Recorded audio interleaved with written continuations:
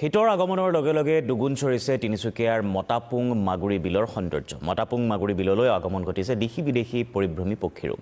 বিভিন্ন প্ৰজাতিৰ চৰাই চাবলৈ দৈনিক মাগুৰী বিললৈ গৈছে দেশী বিদেশী পৰ্যটকো। ছেপ্টেম্বৰৰ পৰা মাৰ্চ এপ্ৰিললৈ ৩২৫ৰো অধিক প্ৰজাতিৰ পক্ষীয়ে ভিৰ কৰেহি এই বিলত। 10 কিলোমিটাৰ বিশাৰ্ধৰ মতাপুং মাগুৰী বিল এতিয়া মুখৰিত হৈ পৰিছে পক্ষীৰ কলেৰপৰে। সাইবেৰিয়া, ৰাছিয়া, নৰৱে, ইংলেণ্ড, জাপান আদিৰ পৰা জাকে জাকে উৰি আহিছে এই চৰাই। সমান্তৰালকৈ ভেটফুল আৰু পদুম ফুলেও এক মায়াময় পৰিৱেশ গঢ়ি তুলিছে এই বিলত।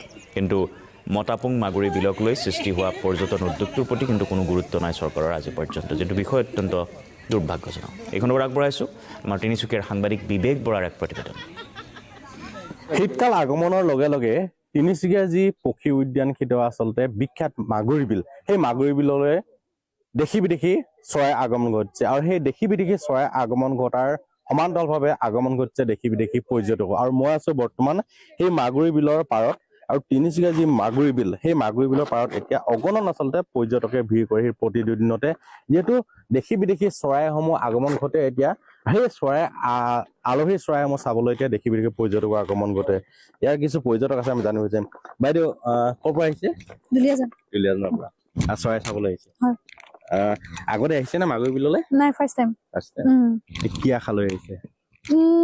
ধুনীয়া এই যে ফুলবোৰ ফুলি আছে সেইখিনি ভাল লাগিছে, সেইকাৰণে চাব আহিছো। আৰু চৰাই এইটো টাইমত আহে বুলি শুনিছো, সেইকাৰণে বহুত টাইমৰ পৰা ভাবি আছিলো ডিচেম্বৰত আহিম। ঠিক আছে। নিশ্চয়কৈ আচলতে দুলীয়াজানৰ পৰা অহা এগৰাকী পৰ্যটকৰ মন্তব্য শুনোৱালো। তেওঁলোকে ইয়াত যি ইয়াৰ আচলতে যি পক্ষীসমূহ, সেই পক্ষীসমূহৰ সমান্তৰালভাৱে আচলতে ইয়াত বহুতো ফুল, ভেটফুল, পদুম ফুল আদি ফুলেৰে আচলতে এই বিলখন জাতিষ্কাৰ কৰি তুলিছে। আৰু ইয়াৰ স্থানীয় যুৱক আছে, তেওঁলোকে আচলতে দীৰ্ঘদিনৰ পৰা ইয়াত পৰ্যটনৰ ক্ষেত্ৰখনত কাম কৰিছে। ইয়াত কি কি ধৰণৰ চৰাই পোৱা যায় আৰু কেতিয়াৰ পৰা পোৱা যায়?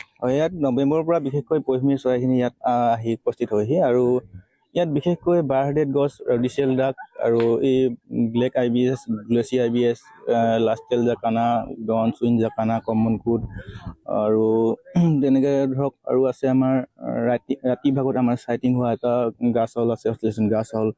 আৰু তেনেকৈ ইয়াত কমৰান আছে, বিভিন্ন প্ৰজাতিৰ কিংফিচাৰ, তাৰপিছতে পলাচিছ গাছ হপাৰ, বাবুলাৰ, তেনেকুৱা ধৰণৰ বিভিন্ন ধৰণৰ 325 বিধতকৈও অধিক দেশী আৰু বিদেশী পৰিভ্ৰমী চৰাই এই মাগুৰী মতাপুং বিলত আশ্ৰয়স্থল হিচাপে লৈ আছে। আৰু চৰাই কিছুমান আছে, ধৰক আপোনালোক ক'লোৱে মই কমন কোডৰ পৰা চামফেন ইয়াত এটা স্থানীয় প্ৰজাতি হয়, লেজাৰ হুইচেলিং ডাৰ আছে, আৰু গ্লোয়িং টিয়েল আছে, পোচাত আছে, বিয়েৰ পোচাত আছে, ৰেড কষ্টেড পোচাত আছে, আৰু ইণ্ডিয়ান স্পট বিল ডাক আছে, গাডৱাল আছে। তেনেকুৱা ধৰণৰ হাঁহৰ প্ৰজাতি বহুত ধৰণৰ ইয়াত পোৱা যায়। আৰু আমি আশা কৰিছোঁ বিগত বৰ্ষসমূহত যিহেতু ইয়াত মেণ্ডাৰিং ডাক সুন্দৰ পক্ষী বুলি জনা যায়, এইবাৰ মেণ্ডাৰিং ডাক আহিব বুলি আমি আশাবাদী। যিহেতু যথেষ্ট সংখ্যক এবাৰ পৰিভ্ৰমী পক্ষী মতাপুং মাগুৰী বিলত আমি নিৰীক্ষণ কৰিব পাৰিছোঁ। আৰু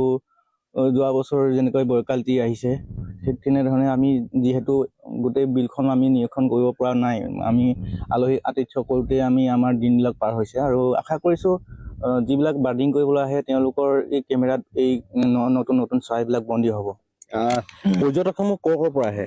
পৰ্যটকসমূহ যিহেতু মাগুৰী বিলখন নৰ্থ ইষ্টত যেতিয়া এজন বিদেশী পৰ্যটকে ইয়াত বাৰ্ডিঙৰ কাৰণে আহে বা ধৰক পৰিভ্ৰমণ কৰিবলৈ আহে, তো নৰ্থ ইষ্টত অহাৰ লগে লগে তেখেতসকলৰ এটা মতাপুং মাগুৰী বিলৰ এটা প্লানিং থাকে, বা মতাপুং মাগুৰী বিলখনত তেহেঁতৰ এটা সপোন বা আশা লৈ আহে। মতাপুং মাগুৰী বিলখনত তেওঁলোকে চৰাই বাৰ্ডিং কৰিব, তেনেকুৱা ধৰণৰ এটা মানে তেওঁলোকৰ সপোন থাকে। আৰু যিহেতু ইয়াত যথেষ্ট সংখ্যক পৰিভ্ৰমী পক্ষী ইয়াত পোৱা যায়, আৰু ইয়াত এবাৰ আমি আমেৰিকাৰ পৰা পাইছোঁ, আৰু চাউথ ইণ্ডিয়ান বা ধৰক বিদেশী বুলি ক'লে আমাৰ জাপান, থাইলেণ্ড আৰু ছুইডেন, কলম্বিয়া, তেনেকুৱা ধৰণৰ বহুত দেশৰ পৰ্যটক আমাৰ ইয়াত আমি পাইছোঁ। আৰু তেওঁলোকে ইয়াত বাৰ্ডিং কৰি যথেষ্ট সন্তুষ্টি লাভ কৰিছে। আৰু আমি স্থানীয় যুৱক হিচাপে যথেষ্ট আনন্দ লভিবলৈ সক্ষম হৈছোঁ বুলি ক'ব লাগিব। যিহেতু এই মতাপুং মাগুৰী বিলখনৰ এখন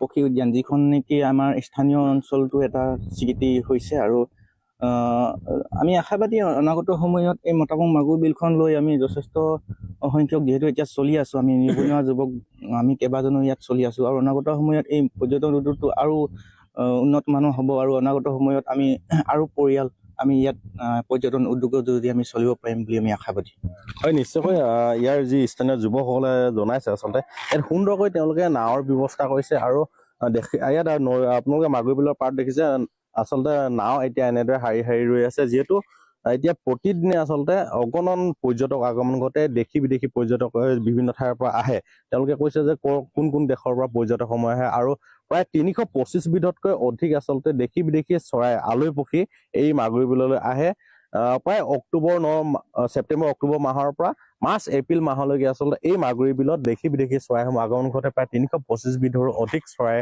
আগমন ঘটে আৰু সেই আলহী পক্ষীসমূহ চাবৰ কাৰণে এতিয়া প্ৰতিদিনে দেশী বিদেশী পৰ্যটকৰ আগমন ঘটে আৰু এটা কথা তেওঁলোকে কৈছে যে উত্তৰ পূৰ্বাঞ্চলত যেতিয়া আচলতে পৰ্যটকসমূহ আহে বিভিন্ন প্ৰান্তৰ পৰা বিভিন্ন দেশৰ পৰা তেওঁলোকৰ এই মাগুৰী বিলৰ যি আচলতে মাগুৰী বিল পক্ষী উদ্যান মাগুৰী বিল তেওঁলোকৰ এটা অনন্য আচলতে গন্তব্যস্থান হৈ পৰে পৰ্যটকৰ কেন্দ্ৰ গতিকে উত্তৰ পূৰ্বাঞ্চলত যেতিয়া আচলতে পৰ্যটকসমূহ আহে তেওঁলোকৰ এই মাগুৰী বিললৈ অহাটো এটা মূল লক্ষ্য হৈ পৰে যাৰ কাৰণে এতিয়া প্ৰতিটো দিনতে আচলতে দেশী বিদেশী পৰ্যটকে ভৰি পৰিছে এতিয়া এই বাৰেকুৰি মতাপুং মাগুৰী বিলত